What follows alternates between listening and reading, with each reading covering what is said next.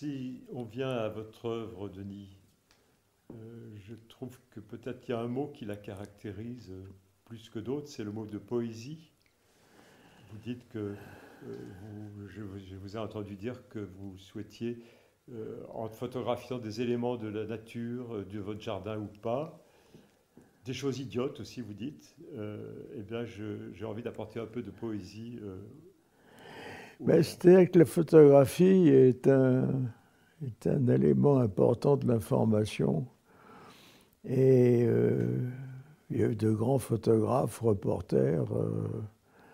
Euh, L'Indochine, le Vietnam, ça a eu payé. Euh, bon, c'était bien que les gens, le peuple, ait ces informations, mais je pense que le dit peuple a aussi besoin de temps en temps respirer et a besoin de poésie pour vivre. Alors, un peu par instinct, je ne sais pas trop pourquoi, je me suis passionné pour la photographie en général et en particulier pour des sujets de la nature, euh, parfois des légumes. J'ai beaucoup travaillé sur les oignons d'ailleurs. Euh, je me vante d'avoir travaillé 50 ans sur les oignons. C'est inépuisable. C'est très beau, c'est pas cher. Après les prises de vue, on peut toujours se nourrir des oignons, c'est important. Ça. Et euh, il paraît que, enfin, dans mes images, il y a quelque chose, une poésie qui est bienvenue. Alors, c'est pas tout de prétendre à la poésie. Il faut que ce soit perceptible. Et je pense que la photographie aussi peut être digne du mur. C'est une façon de l'utiliser, pas uniquement par des procédés offset dans les magazines, mais sur des murs encadrés. Et là, se pose, entre autres, le problème de la couleur. La couleur, ça fait un bout de temps que c'est pratiqué en photographie, mais c'est sous forme de synthèse soustractive trichrome, donc la photo Kodak. C'est très bien pour certaines applications, notamment quand ça montre l'American Way of Life. Bon, mais pour d'autres choses, c'est pas très très poétique.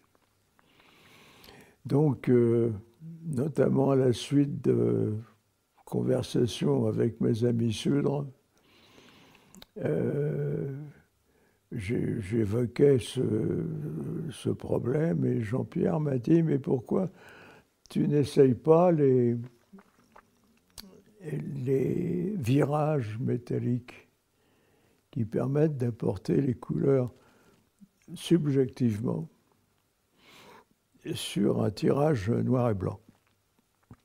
Donc, à partir de 68, je venais d'inaugurer mon nouveau labo et puis la maison où nous sommes maintenant.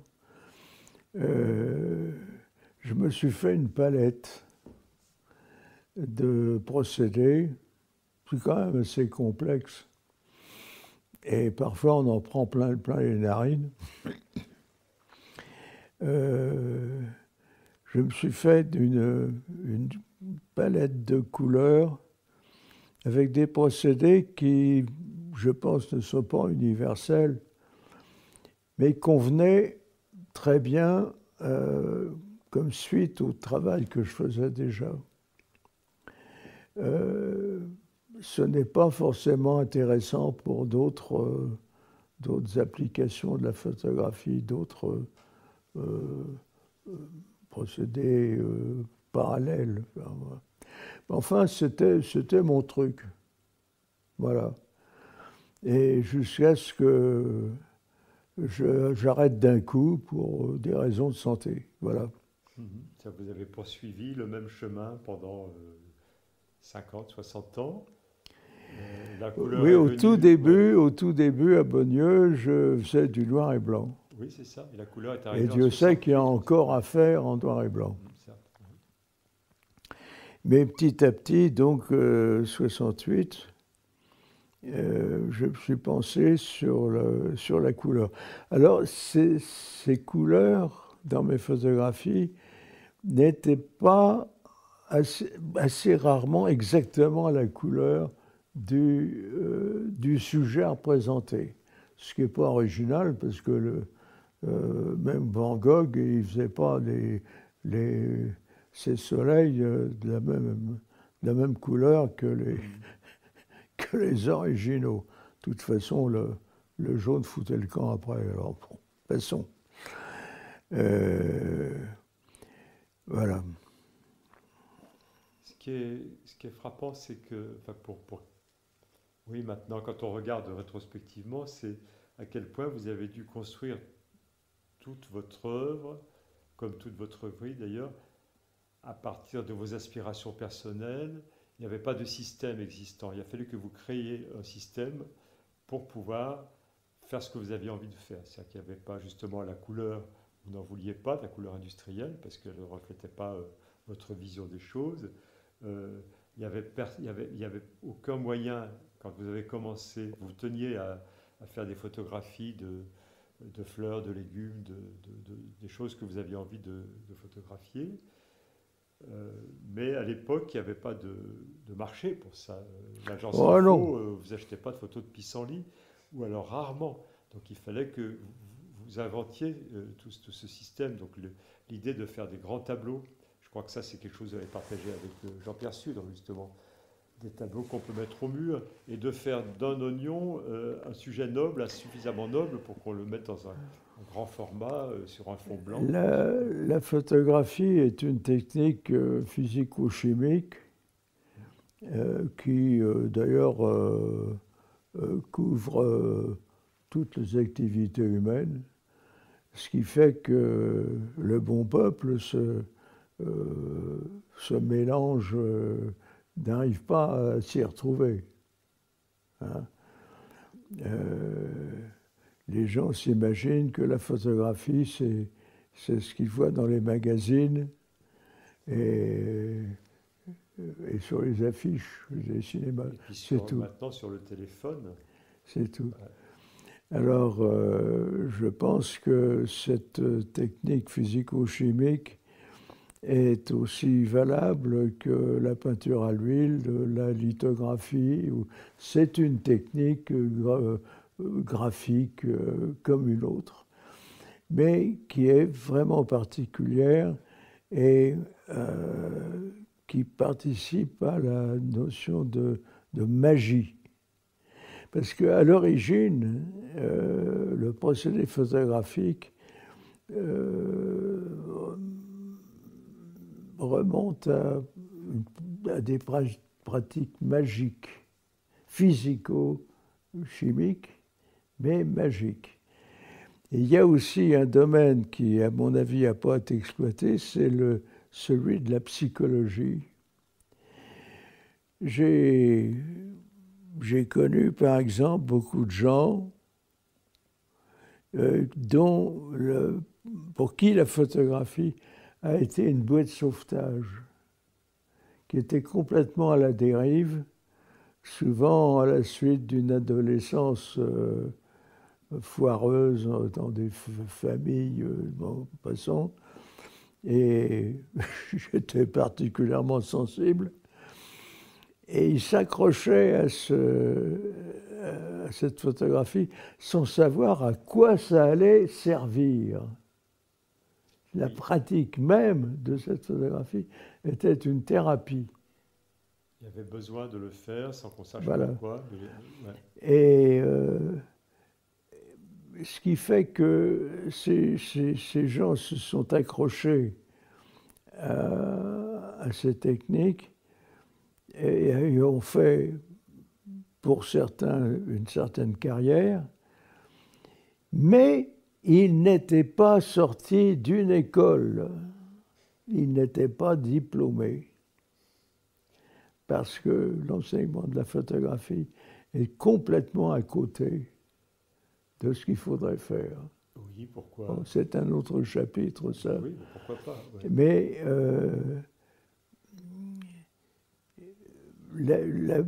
la plupart presque tous les photographes dont on parle maintenant, ils ont appris la photographie sur le tas et ils se sont construits, ils ont été leur propre école. Moi, si je pense à mon expérience personnelle, j'ai appris sur le tas, même le studio. J'ai acheté un studio sans jamais mis les pieds dans un studio de photographe. Et puis j'ai appris aussi à développer tout seul. Mais quand même, j'ai fait 2 stages chez vous. Et je dois vous dire que ça m'a fait gagner des années et des années quand même. Hein, donc la pédagogie, ça peut avoir du bon quand c'est bien fait, quoi. Il y a une chose sur laquelle j'aimerais revenir, vous en avez parlé tout à l'heure, j'ai compris que vous y teniez, c'est que pour vous la photographie, c'est aussi un objet. Et à notre époque où les photos sont devenues des fichiers numériques, c'est-à-dire complètement immatériels, je trouve que ça a du bon de rappeler qu'une photographie, c'est pas seulement une image. C'est une image, mais c'est un objet aussi. Vous avez envie de nous dire ce que vous pensez de ça? Oui, la photographie couvre tellement de possibilités, de disciplines diverses. Mon idée, et je ne sais pas pourquoi, était de faire des images dessinées au mur. Alors que je partais, et je me demande si ce n'était pas un avantage, je partais du fait que je n'avais aucune culture. Et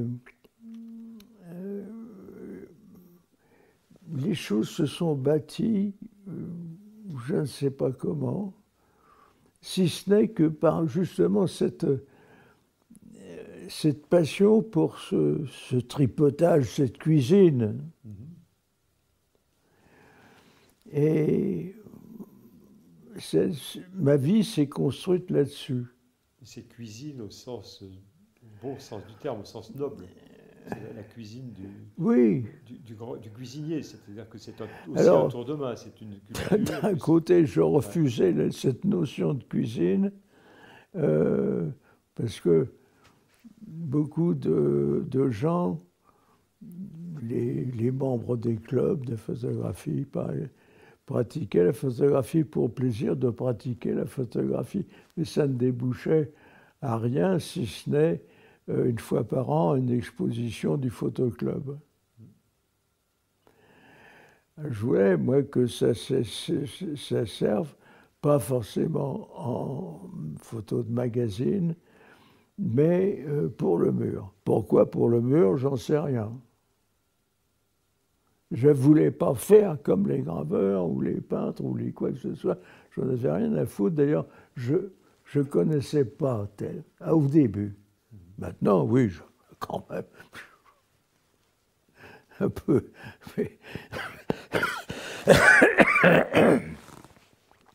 Vous ne connaissiez pas, mais vous aviez cette envie de mettre la photographie sur le mur, dans un cadre. Mais je ne sais pas, c'est en venant du service militaire, j'avais eu l'occasion de réfléchir beaucoup. Je voulais faire ce que j'ai fait bien après. Je n'ai pas pu au début, après ma libération, parce qu'il fallait bouffer. Et j'avais trouvé un job d'opérateur chez Chevaujon Frères, photo industrielle en tout genre, qui n'avait pas évolué depuis le 19e siècle, où j'ai beaucoup appris. Puis un jour, je me suis engueulé avec le patron, je suis parti. Puis avec des copains, on a commencé à faire des petits jobs photographiques par relation, etc., etc. Je m'étais spécialisé un temps dans la photo d'enfants. Moi, que j'allais chez les gens, je photographiais les mômes, je faisais le rigolo avec les gosses, je foutais les parents dehors, hein, et je rigolais avec les mômes, je prenais mes photos avec mon Rolleiflex datant de 1932. Voilà. Et puis ça a démarré comme ça. Ça ne doit pas être commode de courser des mômes avec un Rolleiflex, parce que comme c'est inversé, si le gosse part à droite... Ah oui, il faut s'y faire. Oui, il faut s'y faire. Il faut s'y faire. Mais enfin, beaucoup de choses se sont faites avec cette petite caméra dont il faut quand même... je tire mon chapeau envers les concepteurs. Et d'ailleurs, j'ai couvert l'Inde avec, entre autres, un Rolleiflex. Et quand je me suis marié, je l'ai offert à mon épouse. C'était le plus beau cadeau que je puisse faire. Bon, ben, on va peut-être conclure là-dessus, hein, sur cette, cette belle fin, cette belle histoire.